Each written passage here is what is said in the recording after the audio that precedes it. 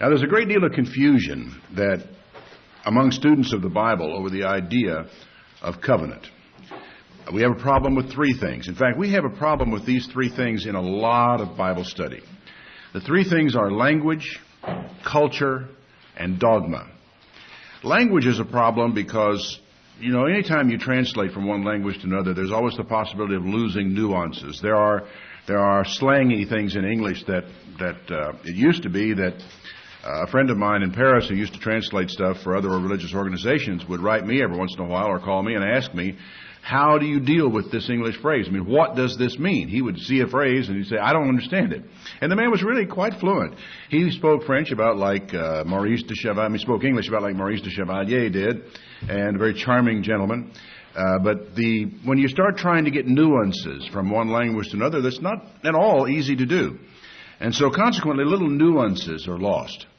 Culture is always a problem because, there are certain things that people in old times did.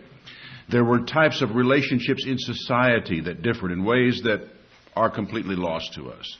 We have only the vaguest notion of what marriage involved, for example, in the days of Abraham. Was there a ceremony? Was there something like a rabbi that stood in front of people? Did they break a glass on the floor? Did they make oaths and swear oaths and promises, or did they just move in together? What did they do? Well, the Bible doesn't tell us very much, and there's not a great deal of information coming from ancient times about these things and even if there were, we might learn about what one culture did and not know about what another culture did. Because the world in the 20th century is more homogenized than it has been at any time in its history. You might go through life living in your little town and not know that. But if you travel very much, you're going to be in for a jolt. You'll turn into the drag of a strange town somewhere way off, 1,000 miles away from home. And what will you find there in terms of restaurants? You'll find an Outback Steakhouse. You'll find an Olive Garden restaurant. You'll find a McDonald's down the road, a Chick-fil-A. You'll find down the road in almost any town in this country the same things you'll find right down the road here in our town. And I'll tell you what really comes as a shock is when you go to England.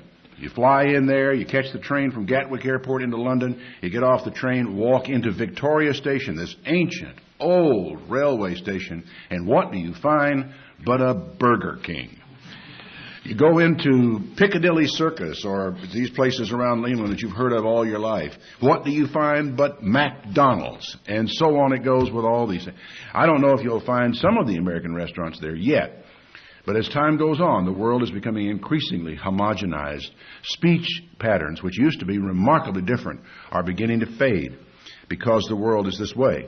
But if you go back, when I used to visit in England, I remember once I was visiting with a gentleman who lived about 20 miles or so south of Birmingham in England, and we were chatting about accents. I was asking, I had to ask him to repeat a couple of things that he'd said because I wasn't sure what he'd said. And he said, "Oh, don't worry about that." He says, and I'm English. He says, and I don't often understand the people who live 15 to 20 miles away in the next village. I have to ask them to repeat things. This was, 25 years ago, maybe 30 years ago, and that was the way it was in England at that time. It will be much less that way today because of television, which has this incredible homogenizing effect not only on our language, but also on our industry, our marketing, and everything. The reason I'm mentioning all this is so that you will understand that when you go back to the ancient world, identifying the culture of Tyre may not help you at all with the culture of Gaza or with the culture of Babylon or of Hebron or some other place in the Middle East, because these people were, they had no means of staying as homogenized as we do today. The dominating things in their culture would have been the lack of technology, which reduced all of them to doing things the same way. But nowadays, people who go back and study these cultures, the way they identified them is by the shards of their pottery. They can tell the little small distinguishing things even in their pottery. They could tell where it came from and in what age it was done and all these things about pottery. I defy you to figure out anything from pottery in Tyler, Texas, in the modern world. You'd never know. Somebody might dig down in here and think we were Japanese, because of some of the pottery that we have thrown on the trash heap over a period of time. So, we have problems with culture. Then we have problems with dogma. Now, this is a tricky item here because when you start going back and you try to examine what happened in Old Testament times, you are influenced far more than most people realize by the doctrinal structure of the different churches that exist and of what they believe and what they say. And nowhere is this more evident in the idea of culture, in covenant, because there is a need, many people seem to feel, when they come to the New Testament and they find these difficult passages of Scripture that they're wrestling with what to do about the law that has been convenient for them. It's kind of a quick and dirty method. They have tied the law to the Old Covenant, and since the Old Covenant has passed away, the law went with it, and we don't have to concern ourselves with that anymore. All we have to concern ourselves with, they think, is with the what shall we say, the culture, that is the standards, the values that find expression somewhere in the New Testament. And what they oftentimes don't realize is how many of the Old Testament laws that they still believe should be kept find no expression in the New Testament. But that's another subject for another day. But that's an illustration of the way in which dogma confuses the issue on many of our Bible studies.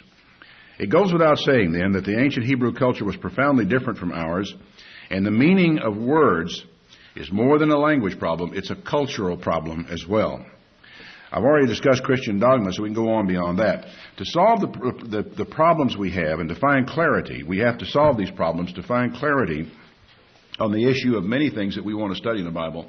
And one of the things that this is a problem with are the biblical covenants. The problems are not insoluble, but they do require us to study a bit and also to engage in another unfamiliar activity, thinking. So, what we are looking for is meaning. What did God mean when He used the word covenant? And I'm sure all of us would agree that this is where the issue actually lies. And I think what is just as important as this, as in trying to get at a meaning, is how did the people who heard Him speak to them, how did the people who received the message, how did they understand and how did they use the word that is translated in your Bible as covenant? For it's not much help if God meant one thing and the people understood something totally different. Like so many problems we encounter interpreting the Bible, we start with semantics, that is, the study of meaning. That's what we're talking about here, is what did it mean? And the first problem we have to deal with is English, because that's what we all speak. And we all carry with us to the study of the Bible our language, and in the process of reading it, we oftentimes misunderstand things that are said in an English, by English I mean translated in England, translation of the Bible like the King James Version, especially one that was translated in 1611, when the meaning of words as they were used then in society is different from the meaning of the same word of these words which are used in our society today. Some of the words are no longer even used in our society, and we have to go somewhere to try to find out where they are. So our first problem is English. And we use the word commonly in the English language, covenant. But what it means in the English language, the first definition of it, you'll find if you look in the dictionary, is an agreement, usually formal, between two or more persons to do or not do something specified. That's the basic meaning of the English word covenant. But it just won't handle all the nuances of the word berith, which you find commonly used throughout the Old Testament, which is translated covenant. There are places where this definition doesn't fit. But words aren't static, and everybody knows that words have different meanings, even at least different nuances in different contexts. So it's often helpful when a word has become troublesome in understanding to throw it out and to try to find a better way of saying what it's saying. In other words, as you come to the word covenant in the Old Testament, you sort of take it out of there and try to find a word that fits better there, that carries the same generalized meaning as covenant. This does not necessarily mean finding one word you can use everywhere.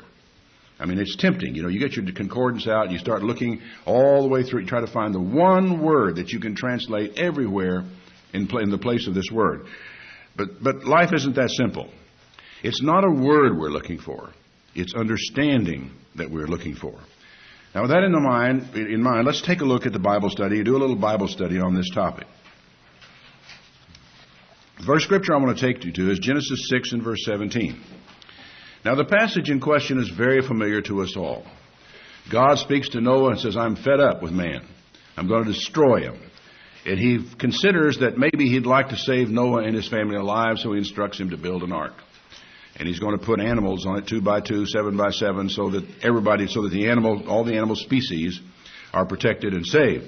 In Genesis 6 and verse 17, he says this, Behold, I, even I, do bring a flood of waters on the earth to destroy all flesh wherein is the breath of life from under heaven. Everything that is in the earth is going to die. But with you I will establish my covenant, and you shall come into the ark, you and your sons and your wife and your sons' wives beside you. Now, the definition I read to you from the dictionary doesn't work real well here. This isn't an agreement between two parties about what they're going to do or not going to do. This is something different. What word would you substitute here to try to retain the general meaning of what God is saying without using the word covenant? Any ideas? Promise? What else? Agreement? What? Pact? Oath? Any others? Decree. I'm sorry? A decree. A decree?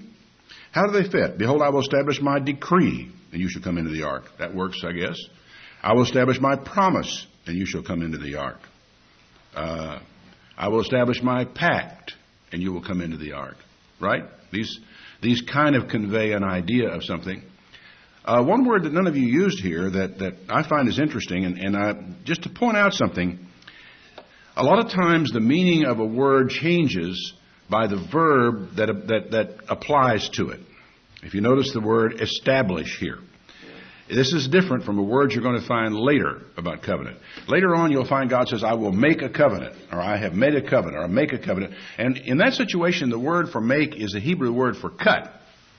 I'm going to cut a covenant with you on this occasion. Here, that's not the word that's used. Here, the word, actually, this is a good translation. I'm going to establish a covenant. I'll tell you the word that I think makes the best sense here. Well, just looking at it, one thing is this is not a conditional promise, as one of the meanings, actually, of a covenant is. And the word law makes no sense at all, does it? None of you used as a substitute for covenant the word law. It doesn't work. And it makes no sense here at all. It may be an arrangement, for example. Here, the flood is coming, but here is the arrangement I'm going to make with you and your family. The flood is coming, and here's the deal for you and your family. I think, by the way, that the word deal often works fairly well in place of covenant. The flood is coming, but with you I will establish a relationship, and you will come into the ark. The word that I like here is relationship, because it connects well with the establish and with what's actually going on. God says, I'm going to destroy everybody, but I'm going to have a relationship with you and your family, and I'm going to put you in the ark, you and your wife and your son and your wives beside you. Now let's try another one. This one is Genesis 9. It has no less than 7 occurrences of the word covenant, the word berith. And God spoke to Noah and to his sons, saying, And behold, I establish my covenant with you and with your seed after you. Now the word is establish again. Now you can try a number of different words, but just for the fun of it, let's stay with mine, relationship, and see how it works. Behold, I establish my relationship with you and with your seed after you, with every living creature that is with you, of the fowl, the cattle, of every beast of the earth, from all that go out of the ark to every beast of the earth. Now what's funny about this one is it seems to be talking not merely about a relationship between two people, but between God and everybody and everything. He says, I will establish my relationship with you. Neither shall all flesh be cut off any more by the waters of a flood, neither shall there be a flood to destroy the earth. God says, this is the token of the covenant which I make, or the promise, or the relationship that I make between me and you, that every living creature that is with you for perpetual generations. I do set my bow in the cloud, and it shall be for a token of a covenant. No, a token of a relationship. Or he could say, this shall be a token of the deal. Now what's interesting about the conceptualization of covenant in the Bible is that it is a formalizing of a relationship that exists. And to formalize something needs to happen. There needs to be, like you hold up your right hand, you swear to tell the whole truth, nothing but the truth. The holding up of the hand and the making of the oath are They formalize what's going on here so that you can be prosecuted if you lie.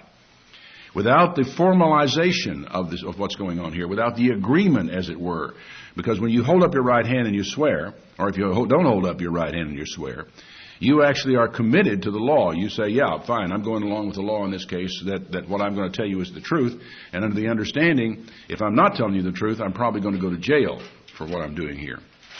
All right, he goes on to say, it comes to pass when I bring a cloud over the earth that the bow shall be seen in the cloud, and I will remember my covenant. Now, promise will work very well there. But there are other places where promise doesn't work so well. He could, though, be saying, I will remember the relationship that I have with you. I remember that. It could be the word pact, might be usable. I will remember the agreement, although in this case, this isn't really an agreement, because agreements are two-sided. And there's no pact in that sense, or no agreement in that sense. There's no treaty here. It's just simply a promise. But as I said, there are so many other places where promise doesn't want to work in quite the same way. The implications of this, and you'll see this I think a little more as we go along, though, are of the creation and the formalizing of a relationship. I will remember my relationship which is between you and me and every living creature.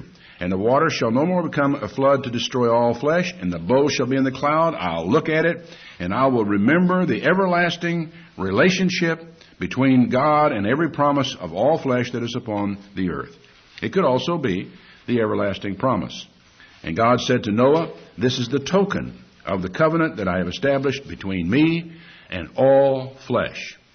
So we have not an agreement exactly.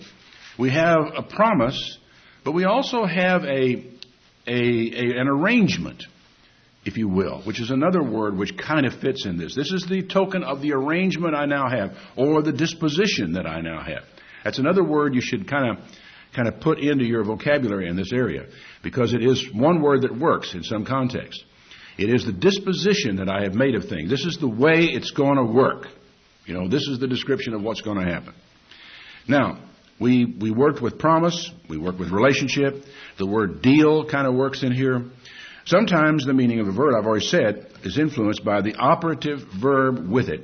And so when you see the word, I'm going to establish a covenant, deal, relationship, you're talking about some new relationship between the parties concerned.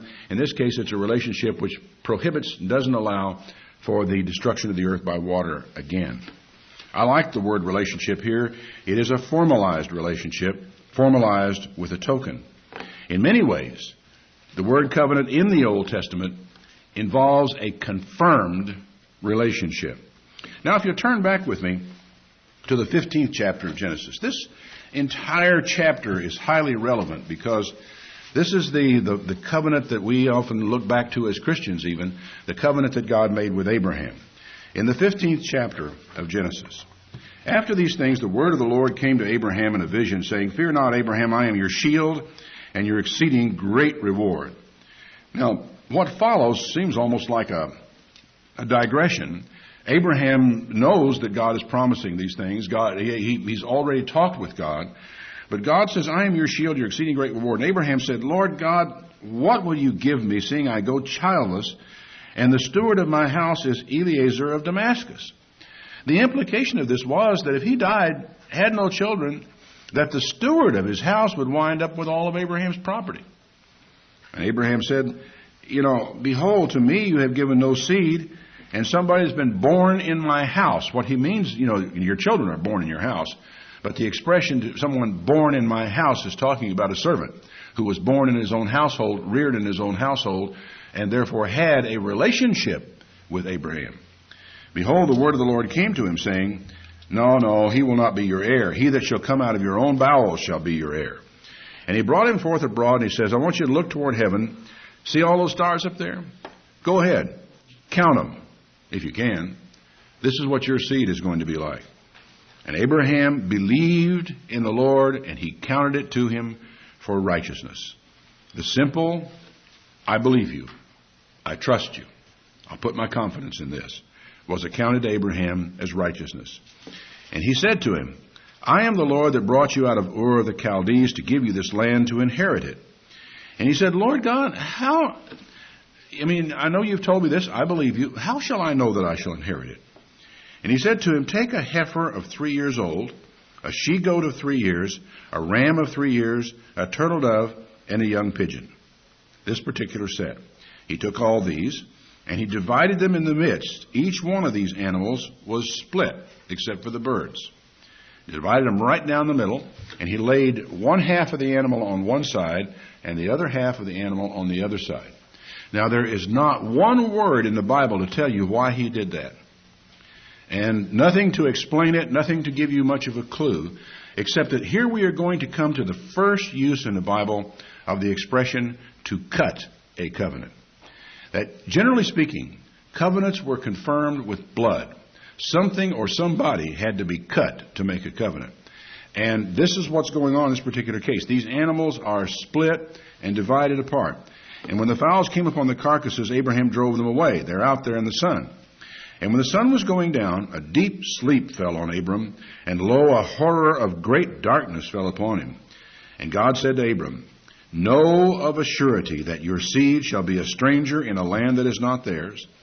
They will serve them, and they shall afflict them for 400 years. This is talking about the captivity of Israel in Egypt. Also that nation whom they shall serve will I judge, and afterward they will come out with great substance. You shall go to your fathers in peace.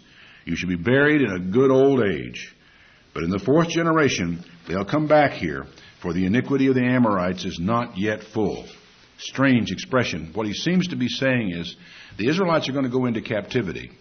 Because at this point in Egypt, because at this time the Amorites who inhabited much of this land had not become bad enough for it to warrant the judgment that was going to come upon the Amorites when the Israelites came back. He said, they will come back here later. The iniquity of the Amorites is not yet full. And it came to pass that when the sun went down and it was dark, behold, a smoking furnace and a burning lamp that passed between these pieces. In the same day the Lord cut a covenant with Abraham. Now, covenant in this case, when he introduces the word cut, at that point in time it almost sounds like he's saying, I'm going to cut a deal with you. And the word deal works extremely well in the context of what Abraham and God are talking about here. He comes to you could say in that day the Lord cut a deal with Abraham. Or you could say in that day the Lord cut a relationship with Abraham. He formalized and established a particular relationship, saying, unto your seed have I given this land, from the river of Egypt to the great river to the river Euphrates, the Kenites, Kenizzites, Cadmonites, Hittites, Perizzites, Rephaims, Amorites, Canaanites, Girgashites, and the Jebusites. Now what follows is other parts of the story that are of considerable interest as you make your way through this. Now this is, as I said, the first time the expression to cut a covenant is used, and it's the first time a cutting was actually involved in it. Among Semitic peoples, the oldest blood covenant involved cutting, often themselves, as a matter of fact, and drinking one another's blood. Now, it's gruesome to us, but it's obvious. The symbolism is obvious. If two men cut themselves and put a little of their blood in a cup and switch them back and forth and drink it, what I have done symbolically is to take your blood into me, which means we are now blood kin. We have taken on all the obligations of kinship. We have created a relationship where no relationship existed before. This was the idea of the ancient covenant among Semitic peoples. At other times, they would cut an animal, take the animal's blood, and each of them would drink of the animal's blood so that they shared the same blood symbolically. We share the same blood. We are kinsmen. We are family. As time went by, it changed over to where they would not necessarily drink the blood of the animal, especially among Israelites, but that they would kill the animals, pour the blood on the ground. They would share the flesh of the same animal. But it was still a blood sacrifice. It was still the shedding of blood, and consequently the idea of blood kinship was what came from it. A blood covenant has to do with the creation of a new relationship between two people who were previously unrelated. And it creates a relationship with obligations, rights, privileges, and so forth that come along with it. It's the idea, in a way, of blood brotherhood that somehow made its way to the North American continent among North American and Native Americans, the Indians who were here. And later, as I said, among Semites, it became the blood of an animal that was shared. Now, you should already be hearing in your back of your mind echoes of the New Testament. Anything come to your mind, New Testament-wise, when you start hearing this discussion about blood covenants and what they were like in old times? Well, in John 6, there's an interesting passage. John 6 and verse 53. Then Jesus said to them, Verily I say unto you, except you eat the flesh of the Son of Man and drink his blood, you have no life in you. Whoever eats my flesh and drinks my blood has eternal life, and I will raise him up at the last day. For my flesh is meat indeed, and my blood is drink indeed. He that eats my flesh and drinks my blood, listen to this, dwells in me and I in him. What's that about? That's about the creation of a new relationship. And as in Old Testament times, there had to be a token, there had to be a sign, a symbol, an act. There had to be some formalizing of this covenant relationship. There was in this case. You find it in Matthew 26:27. You don't need to turn to it. Just one verse. It's the Last Supper. And Jesus takes the cup and he gives thanks and he gave it to them and said, Drink you all of it, for this is my blood of the New Testament, which is shed for many for the remission of sins. So here we are, a little cup of wine. Jesus hands it to you and says, Here, drink this. This is my blood of the new covenant. Notice I used the word covenant here instead of testament. I'll talk about that. But here is where we actually take the blood of Jesus Christ inside us, like one of the old Semitic peoples would do in the creation of blood brotherhood. The creation, and it's all involved with the creation of a new relationship where no relationship existed before. Now, the New Testament is not a good translation here, although the word that is here translated this way, diatheke, is actually the word for, among classical Greek, for a testament or a last will and testament, a will that has to do with, and we're coming back to a word, the disposition of one's affairs. In other words, we're going to dispose of my property, we're going to make disposition, we're going to put, this piece of property here, that piece of property there. This is what people spell out to do in their wills. But, and this is very important, the Hebrews did not generally have a custom of wills. The disposition of a state among them was a matter of law, not a matter of what you want, or preference. So, when the Septuagint translators sat down to translate the Old Testament, and they came to the word berith, which means covenant, they were a little puzzled as to which Greek word they should use to represent this Old Testament word. And I gather they didn't find anything quite like the Old Testament idea of covenant. So they chose the Greek word, which is not hardly in any use at all among Hebrew people, diatheke, which among Greek peoples might have been a will. But the fundamental idea, even before will, is that of a disposition. The idea of how we're going to dispose of things, how things are going to be disposed opposite to one another, what kind of an arrangement are we going to make?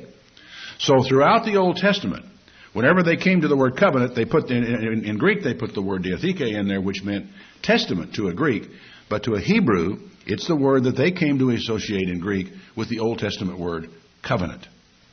So consequently, what Jesus said to his disciples in that Last Supper, take this is my blood of the new covenant. And really, there should not be much question among Christians as to whether or not we have entered into a new covenant relationship with Jesus. I mean, after all, what's this drinking of the blood and eating of his body? What's this all about? If it's not for the establishment of a new relationship with Jesus Christ where no relationship existed before. This is the point that seems to be being driven home by it here. The New Testament writers made this move because most of them casually and commonly read the Septuagint version of the Bible. In fact, when you come to the book of Hebrews, most of the Old Testament quotations in there come straight out of the Septuagint version. The Septuagint being the Greek translation of the Hebrew Old Testament, which was made, I think, somewhere along about 200 BC. Okay. Matthew 26:27 then would also could be said to read, this, he took the cup, he gave thanks, and he gave it to him, saying, Drink you all of it, for this is my blood of the new relationship, which is shed for many for the remission of sins. And it fits perfectly with the ancient idea of blood brotherhood that's created by cutting a covenant. Now, the 17th chapter of Genesis is rich with references to this sort of thing. There are 10 of them, in fact, to the Abrahamic covenant in Genesis 17. When Abraham was 90 years old and 9, the Lord appeared to Abram and said, I'm the Almighty God.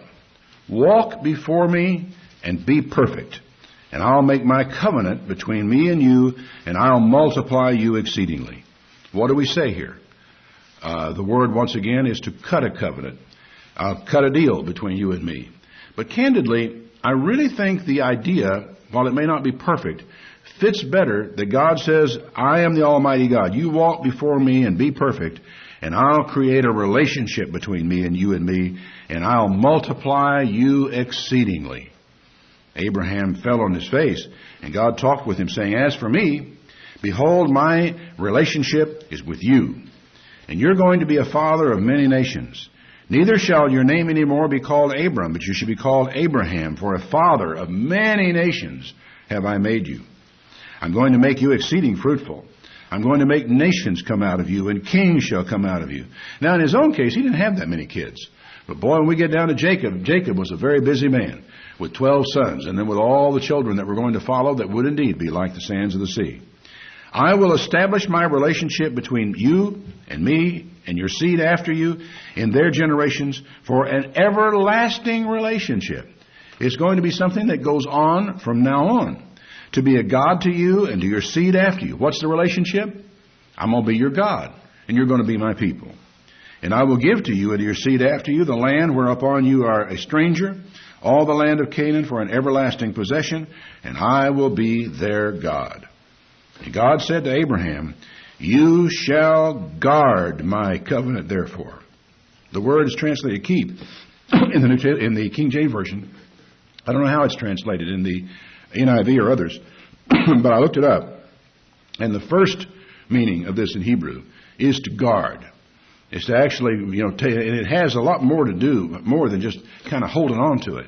It means to act, it's an active word. It is to actively guard and to protect the relationship.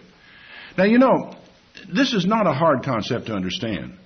If you've been married for any period of time, you realize that you have got to guard your relationship. You've got to protect that relationship from certain incursions or encroachments that might take place upon it. And to maintain a relationship in a marriage requires work. It requires thought. It requires looking ahead to things. So that the marriage, anybody can understand that the marriage relationship is to be guarded and maintained. Now what God says to Abraham is, You shall guard and maintain my relationship.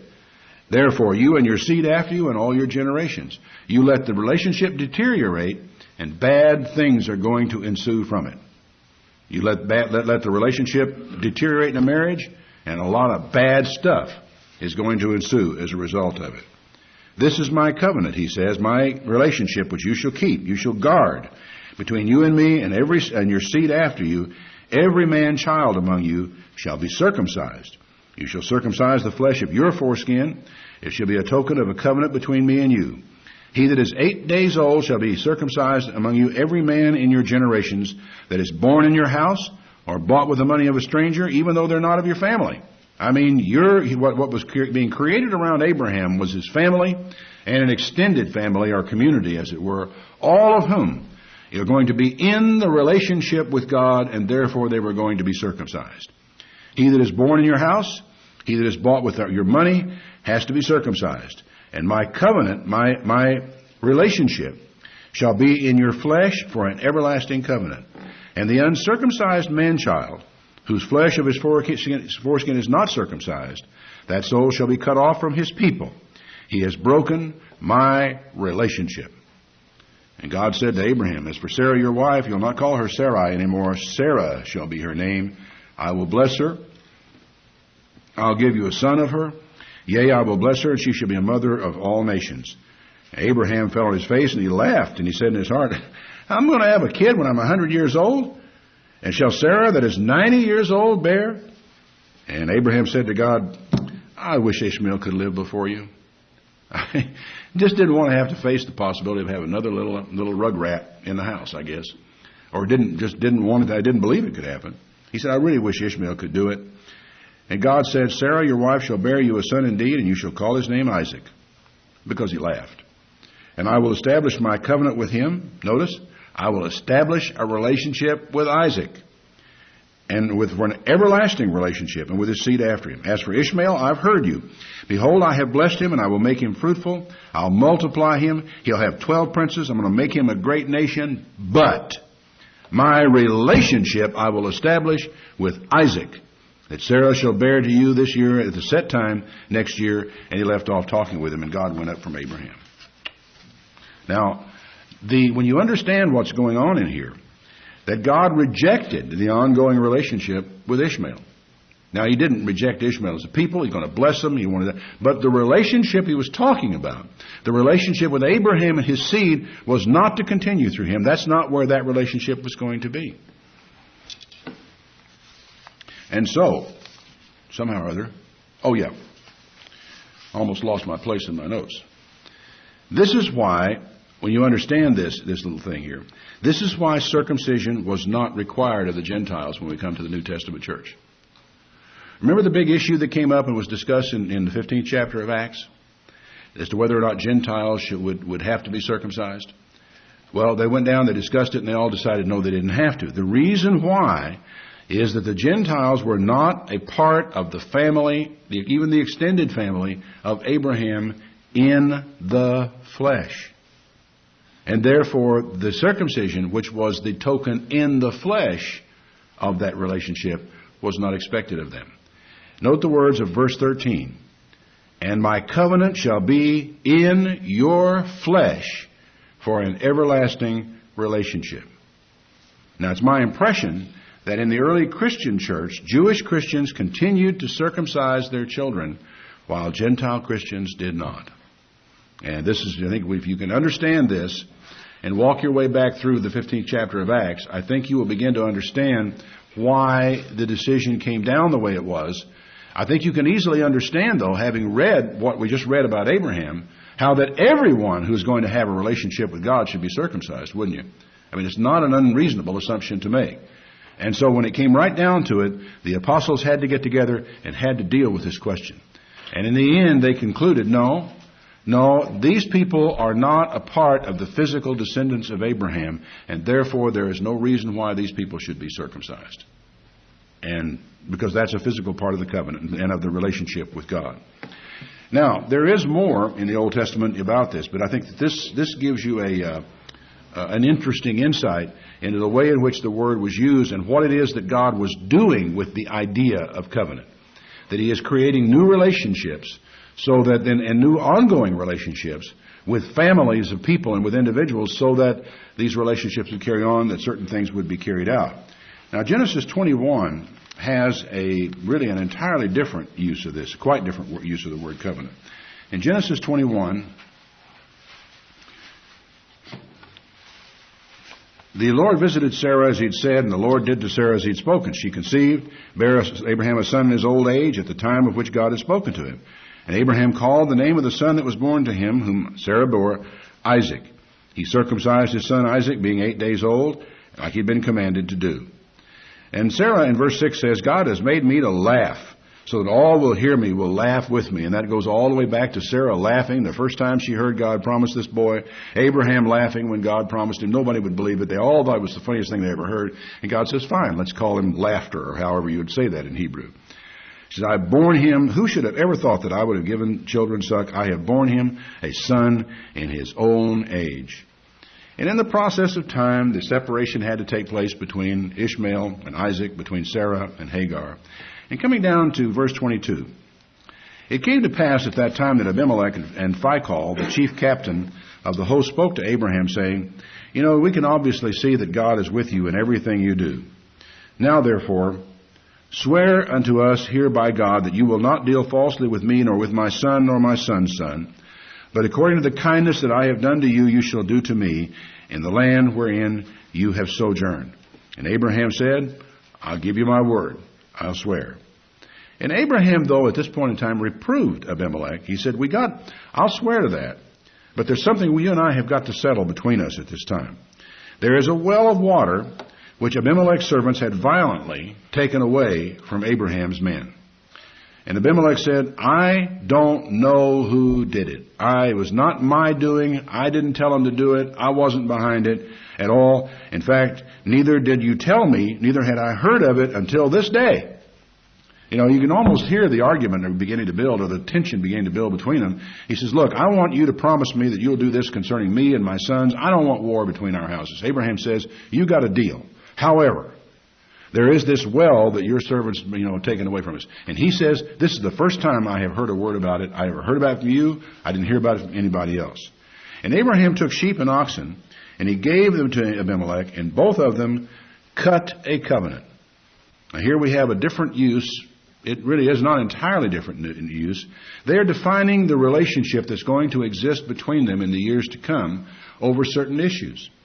Abraham set 7 ewe lambs of the flock off by themselves. First of all is the overall deal that these men are making. They are cutting a deal between the two of them, creating and defining a new relationship, and formalizing it with gifts that were given back and forth. Then right over here to one side, there were 7 ewe lambs of the flock standing all by themselves. And Abimelech said to Abraham, what are these? What do these mean? And he said, for these 7 ewe lambs shall you take of my hand, that they may be a witness unto me that I have dug this well. This is really interesting, watching the customs and the cultures at work. It was not enough for them just to say, yeah, you dug the well, and go wandering off, because later on somebody's going to come back and, cause a problem. I want the fact that you accept these 7 ewe lambs here to be a testimony. You're agreeing to the fact by taking them that I dug this well. Not merely that I'm buying it from you. I don't just want to buy this well. I want you to agree that I dug it. Wherefore he called that place Beersheba. One of those names that crops up again and again through the Bible. It's the well of Sheba. Because there they swear, both of them. And they cut a covenant. They cut a deal at Beersheba. And Abimelech rose up, Phicol, the chief captain of his host, and they returned into the land of the Philistines. And Abraham planted a grove in Beersheba, and called there on the name of the Lord, the everlasting God. And Abraham sojourned in the Philistines' land for a long period of time. So it's just another interesting thing. We're reaching back into an old culture and trying to understand the way in which they use the terms. They use the term to talk about creating a relationship, making a new relationship where one never existed before. It may be a blood brotherhood type of relationship, or it may be, in another circumstance, a cutting of a deal, a formalizing of a deal, whereby we have an understanding between us that our relationship includes the fact that this is the border between us, that's my well, it is not yours. And so on it goes with the different things they do. Now let's turn back to another example in Genesis 26. Genesis 26.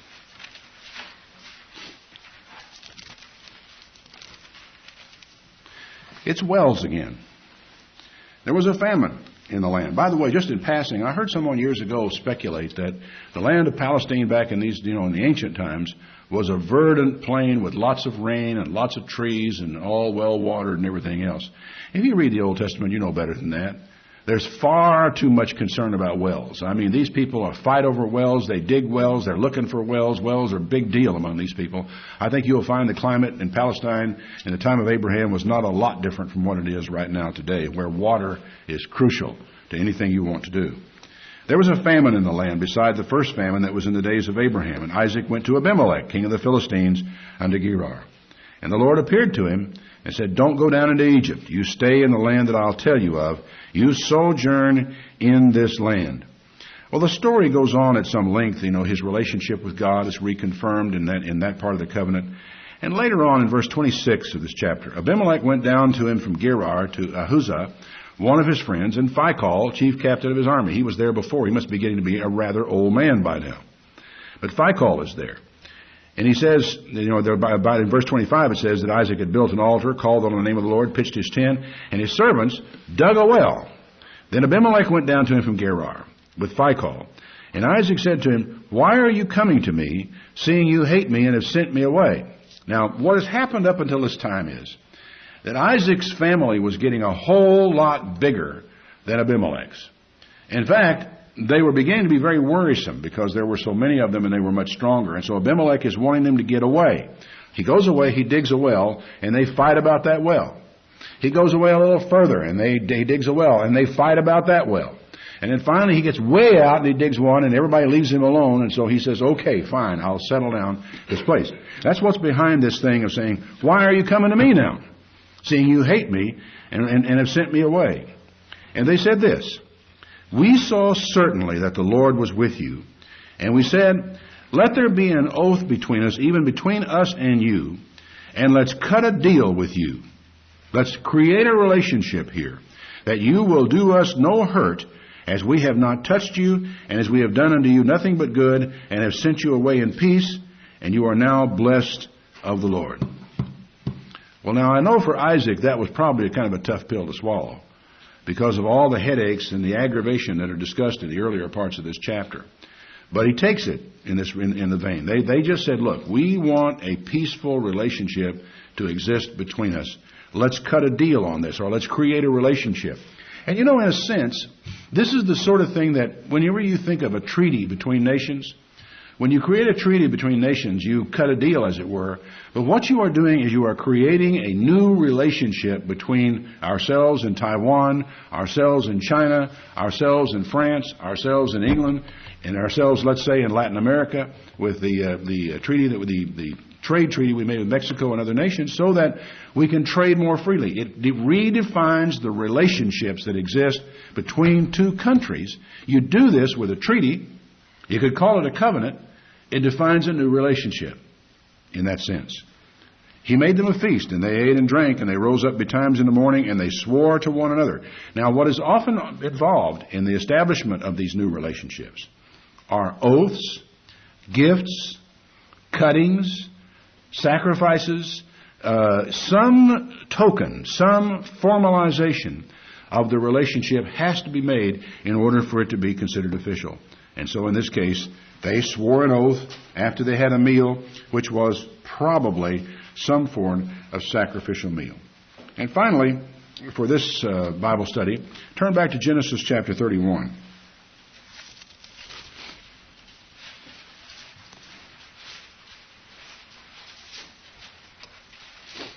Now here we have Jacob, who's gone off to work for Laban, and he decides he wants to marry one of Laban's daughters. You're probably very familiar with this story.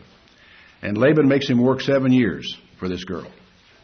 And when he marries her, it turns out that Laban didn't give him the girl he bargained for, but gave him the older sister, Leah, who was a nice enough gal, but it was Rachel that Jacob was in love with.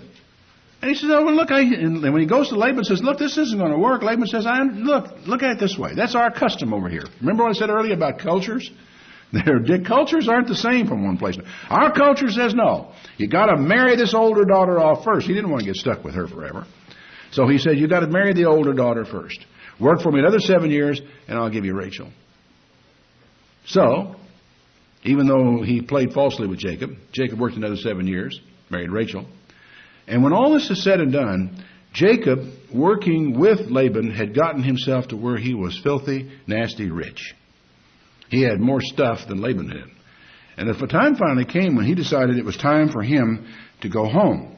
Well, when he had gone home and when he was on his way, it turns out that one of his daughters had stolen something on the way, and Laban went chasing after Jacob, and there came a moment of great tension when Laban caught up with him. In verse 43 of Genesis 31, he says, Laban answered and said to Jacob, these daughters are my daughters, and these children are my children. You know, he's a grandpa. He wants to see his grandbabies. Good. These cattle are my cattle. Everything you see is mine. And what can I do to this day unto these my daughters or unto their children, which they have borne? He says, basically he felt that what the cattle that Jacob had bred, remember, the deal was Jacob got to keep as his share cattle that were certain kinds, ring-strake, spotted, and so forth, and Laban was to get the other kind.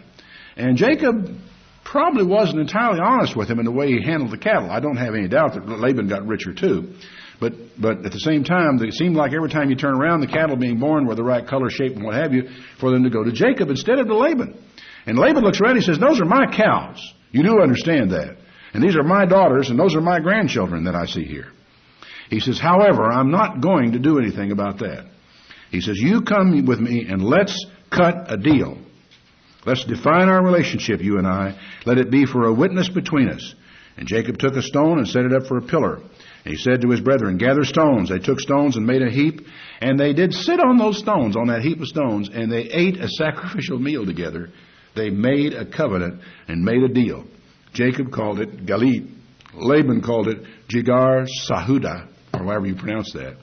And Laban said, this heap is a witness between you and me today. We all pile these stones up. From now on out, we can point to this pile of stones right here because they define the relationship that exists between us.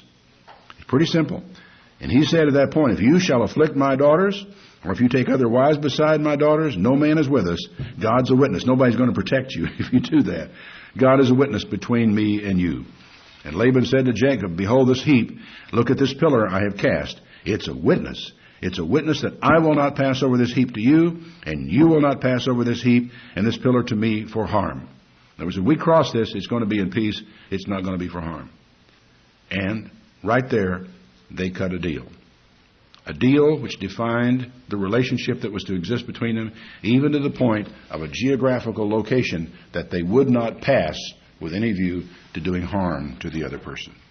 Now, this is basically the idea of covenant as it comes to us down through the book of Genesis, which is, once you establish the origins and the ideas behind certain ideas in the Bible, they tend to carry on through and affect everything that comes following this.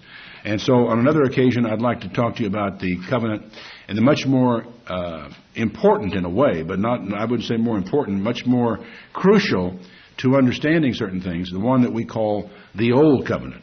But that'll have to wait for another Bible study.